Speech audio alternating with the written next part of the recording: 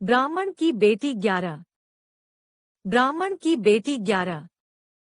ब्राह्मण की बेटी। शरत चंद्र चट्टोपाध्याय। प्रकरण 11। जाड़े का मौसम होने से पहर रात बीतते ही गांव में सन्नाटा छा गया था। ज्ञानदा अपने कमरे में टिमटिमाते दिए की रोशनी में धरती पर बैठी हुई थी। साथ बैठी रासमणि अपना हाथ हिलाकर ज्ञानदा को समझा बूझा रही थी। बेटी, मेरा कहना मान, दवा पी ले, न पीने की हठ मत कर। दवा पीने से तू फिर से पहले जैसी बन जाएगी, किसी को भनक तक न पड़ेगी। आंसू बहाती ज्ञानदा रुंधे कंठ से बोली, जीजी तुम भी अजीब हो, एक पाप के बाद दूसरा पाप करने को कह रही हो। इससे तो मुझे नरक में भी स्थान नहीं मिलेगा। डांटी हुई रासो बोली, तो क्या इतने उज्जवल कुल को कलंकित करने पर तुम्हें स्वर्ग लाभ होगा? तुम्हें अब वही करना होगा जिसमें चटर्जी महाशय की और तेरी अपनी भलाई है। क्या तुम अपनी अधर्मिता का परिणाम जानती हो? लोग तुम्हें कुलटा कहकर तुम पर तो थू थू करेंगे ही, चटर्जी की प्रतिष्ठा और मान मर्यादा भी मिट्टी में मिल जाएगी। हाथ जोड़कर ज्ञानदा बोली, यह दवा मैं बिल्कुल नहीं खाऊंगी। मुझे लगता है कि तुम लोग मुझे विष देकर मुझसे छुटकारा पाने का विचार बना चुके हो। रासमणि चिढ़ाने के स्वर में बोली, अब पता लगा कि जीवन के प्रति मोह के कारण दवा नहीं खाती। जब यही सत्य है तो फिर धर्म की दुहाई काहे को दे रही हो? ज्ञानदा बोली, तुम लोग मुझे विषपान के लिए क्यों विवश कर रहे हो? क्या तुम जैसे निर्लज्ज कहीं विष से मरते हैं? फिर पल भर में पासा पलट कोमल धुर स्वर में धूर्त रासमणि बोली, तुम्हारा दिमाग खराब हो गया लगता है। तुम्हें विष देकर क्या हमें जेल में सड़ना है? रासो ब्राह्मणी, तेरे प्राण लेगी ऐसा तूने सोच भी कैसे लिया? मैं तो तेरे भले के लिए तेरे पेट में पल रहे तेरे दुश्मन को निकाल बाहर फेंकने को कह रही थी। उसके बाद तू फिर से पवित्र जीवन जी या जीवन के सुख भोग, यह सब तुम्हारे ऊपर है। चाहे तो तीर्थ में जाकर व्रत उपवास से जीवन सफल कर। इस बात का पता किसी को लगना ही नहीं है। सिर झुकाकर बैठी ज्ञानदा कुछ नहीं बोली। रासमणि ने साहस कर पूछा, क्यों बहिन, दवाई लाऊं? सिर नची किया ज्ञानदा बोली, मैंने दवा बिल्कुल नहीं लेनी है, क्योंकि मुझे पूरा यकीन है कि दवा पी लेने पर मेरा अंत निश्चित है। रासमणि उत्तेजित हो उठी और बोली, ज्ञानदा, तेरा यह हठ तो संसार की सब स्त्रियों से एकदम न्यारा है। यदि दवा नहीं लेती तो फिर यहाँ से चलती बन। यदि पुरुष से एक गलती हो भी गई तो स्त्री को ऐसी हठधर्मिता शोभा नहीं देती। जो होना था वह तो हो लिया। यदि तू गर्भपात नहीं कराना चाहती तो 50 रुपए लेकर काशी वृंदावन जैसे किसी तीर्थ पर चली जा। तेरे चले जाने पर उन पर तो कोई अंगुली नहीं उठाएगा। फिर रुपए भी तो थोड़े नहीं है। इतनी बड़ी राशि है कि क्या कहना। ज्ञानदा बोली, दादी, मुझे रुपयों का कोई लालच नहीं। रुपयों का मुझे करना भी क्या है? तुम तीर्थ जाने की कहती हो तो मेरा कहीं किसी से कोई परिचय ही नहीं है। जाऊं भी तो किससे पास जाऊं? यह तो तुम्हारा हम लोगों को परेशान करने का झूठा बहाना हुआ। तीर्थों पर जाने के लिए क्या किसी जान पहचान की आवश्यकता होती है? ज्ञानदा बोली, कल चटर्जी का प्राण कृष्ण की लड़की से विवाह होना है, इसलिए तुम मुझे आज ही घर से बाहर करना चाहती हो। मैं दूध पीती बच्ची नहीं हूँ, तुम्हारी चाल को भली प्रकार से जानती हूँ। कहती हुई वह बिलखने लगी और हाथ जोड़कर भगवान से विनती करती हुई कहने लगी, प्रभु, तुम इतने लोगों का अपने यहाँ आश्रय देते हो, किंतु मेरे लिए तुम्हारे द्वार क्यों बंद है? प्रभु, बचपन से मैंने कभी कोई पाप नहीं किया, यह पाप भी मैंने अपनी इच्छा से नहीं किया, फिर भी क्या मुझ असहाय से हुए इस पाप का सारा जिम्मा मुझ पर है? क्या मैं ही अकेली इसके लिए उत्तरदायी हूँ?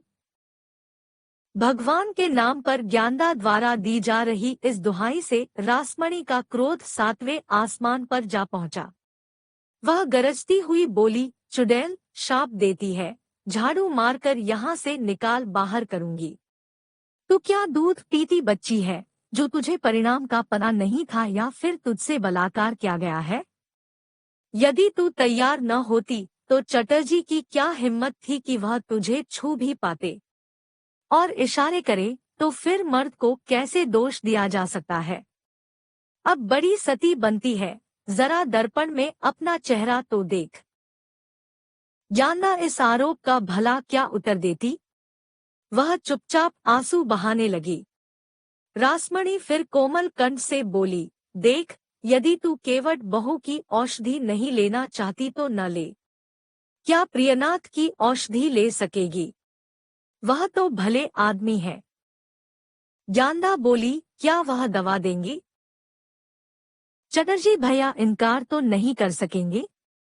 उन्हें बुलवा भेजा गया है, शायद आते ही होंगे। उनकी दवा का न लेना मुझसे नहीं देखा जा सकेगा। ज्ञानदा चुप थी। इससे उत्साहित होकर कुछ और कहने जा रही रासमणि जूतों की आवाज सुनकर चुपचाप आगंतुक की बाट जोहने लगी। प्रियनाथ कर्मे के भीतर आए तो अंधेरा देखकर बोले, अरे, यहाँ तो किसी को दियाबत्ती जलाने तक की फुर्सत नहीं है। बगल की पुस्तकें और हाथ के बक्से को नीचे रखते हुए बोले, ज्ञानदा, आज तबीयत कैसी है?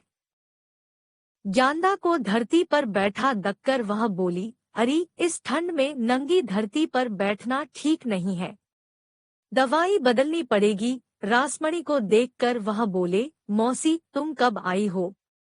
तुम्हारी नातिन कल राह में मिल गई थी, उसका स्वास्थ्य तो सामान्य नहीं लगता। मुझे तो मरने की भी फुर्सत नहीं, मैं किस किस की चिकित्सा करूं?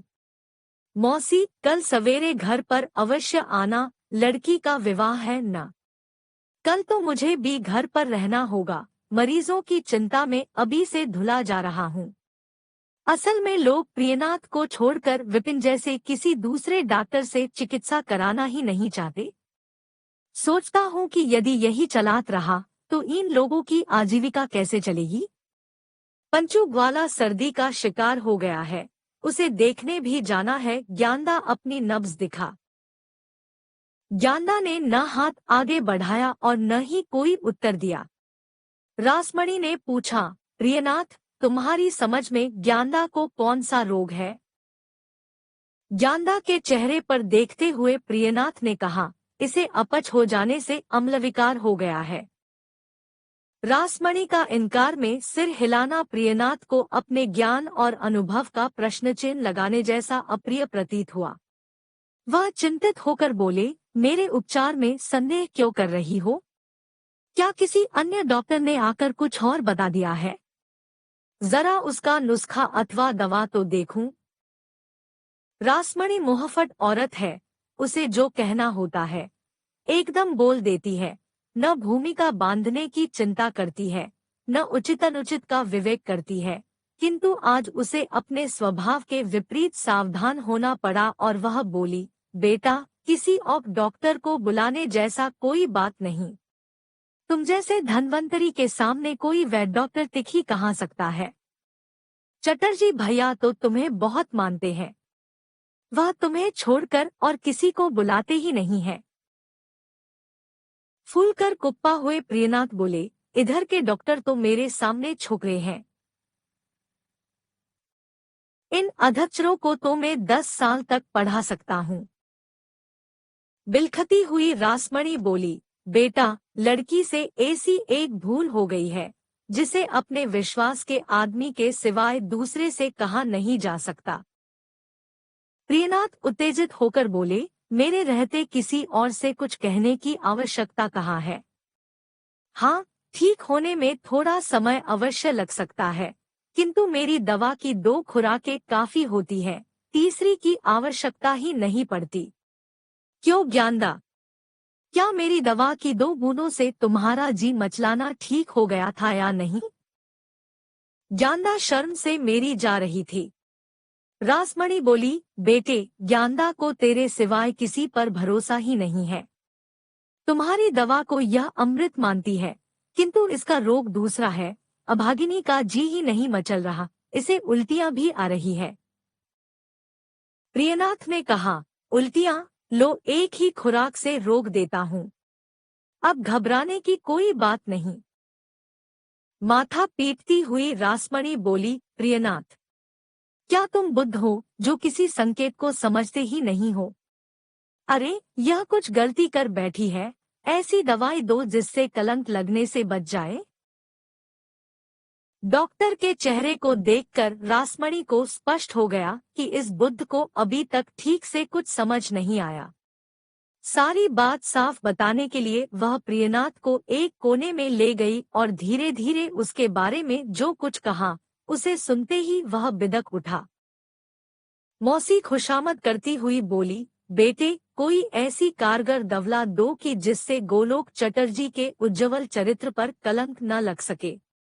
अरे, समाज के शिरोमणि तथा धर्मावतार गोलोक चटर्जी की रक्षा करतना क्या हमारा तुम्हारा धर्म और कर्तव्य नहीं है? प्रियनाथ परेशान होकर बोला, मौसी, यह मुझसे नहीं होगा।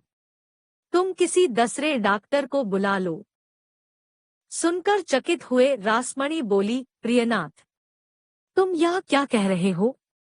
क्या यह बात किसी दूसरे से की जा सकती है?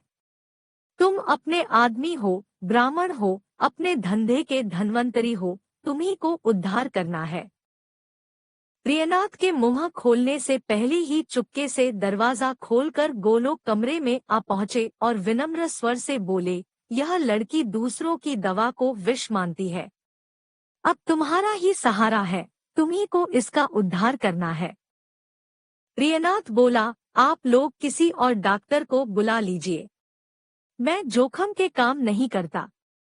मुझे इस प्रकार के रोगों की और उनके उपचार की जानकारी नहीं है। यह कहकर प्रियनाथ अपना बक्सा उठाकर चलने लगा। गोलोक ने प्रियनाथ को पकड़कर रोने जैसी आवाज में कहा, प्रियनाथ, यह बूढ़ा तेरे आगे हाथ जोड़कर अपने सम्मान को बचाने की विनती करता है। यदि मैं जानता कि तुम मेरी बात को नहीं रखोगे तो मैं तुम्हें बुलाता ही नहीं। अब तो मेरा मान सम्मान सब तुम्हारे हाथ में है। अपना हाथ छुड़ाकर प्रियनाथ बोले, आप मेरे लिए आदरणीय हैं, किंतु फिर भी मैं जीव हत्या नहीं कर सकता। मेरी वैधक मुझे इसकी अनुमति नहीं देती। मैं परलोक में इसके लिए क्या उत्तर दूंगा? नहीं, यह मुझसे नहीं होगा। दरवाजे के पास खिसक गए गोलोक पलक झपकते ही दीन से दानव बन गए। एक क्षण पहले गिड़गिड़ाने वाले चटर्जी अब गर्जने गले, इतनी रात गए तुम एक सम्मानित व्यक्ति के घर किस लिए घुसे हो? मैं तुम्हें जेल भिजवाऊंगा। प्रियनाथ पहले तो घबरा गए, फिर संभल कर बोले, वाह, बुलाकर पूछते हो कि किस लिए आया हूँ? डॉक्टर के साथ ऐसा मजाक अच्छा नहीं होता। चिल्लाकर गोलोक बोले, हरामजादे, पाजी, तुझे डॉक्टरी कहाँ से आती है और तुझे इलाज के लिए कौन बुलाता है? लुच्चे, लफंगे, तू तो चोरों की तरह पिछवाड़े के दरवाजे से भीतर घुसा है। रिश्ते का ख्याल न होता तो तुझे यही धरती में गाड़ देता। इसके बाद ज्ञानदा की और उन्मुख होकर वह बोले, हरामजादी, कमीनी, अंधा ससुर रो पीट कर चला गया और बूढ़ी सास मर रही है। मैंने खुशामद की, किंतु यह कुतिया यहाँ से टलने का नाम ही नहीं लेती। अब क्या मुझे भ्रष्ट करके भी तुझे चैन नहीं पड़ा, जो आधी रात को इस जवान को बुलाकर पिछले दरवाजे से अंदर घुसा लिया? सवेरा होते ही तेरा सिर मुंडवाकर गांव से बाहर न निकाला तो मेरा नाम भी गोलोक नहीं। ज्ञानदा को होश नहीं कि उसके सिर पर के कपड़ा कब खिसक गया। वह तो यह सारा तमाशा देखकर पत्थर बन गई थी। गोलोक के दोनों रूप देखकर वह समझ नहीं पा रही थी कि इस नरपिशाच की वास्तविकता क्या है। रासमणी को संबोधित करते हुए गोलोक ने कहा, बहिन, इनका हाल तो तुमने अपनी आंखों से ही देख लिया है। 10 गांव के समाजों के सरपंच पर मिथ्या आरोप लगाते इस हरामजादी ने यह नहीं सोचा कि डायन भी 4 घर छोड़ देती है। अरे, दूसरे का पाप मेरे सिर क्यों मरती है? रासमणी ने कहा, भैया, इसी को तो कलयुग कहते हैं। गोलोक बोला, अब तू गवाह रहना। रासमणी बोली, मैं तो फारिग होकर ज्ञानदा की सुध लेने आई थी। मुझे क्या मालूम कि इसने प्रियनाथ से समय बांध रखा है। ज्ञानदा चुपचाप फटी आंखों से सब देखती रही। प्रियनाथ स्तब्ध खड़ा था। गोलोक ने उसके हाथ की किताबों और बक्से को छीनकर सड़क पर फेंक दिया। इसके बाद उसे बीच धक्का देकर घर से बाहर निकाल दिया।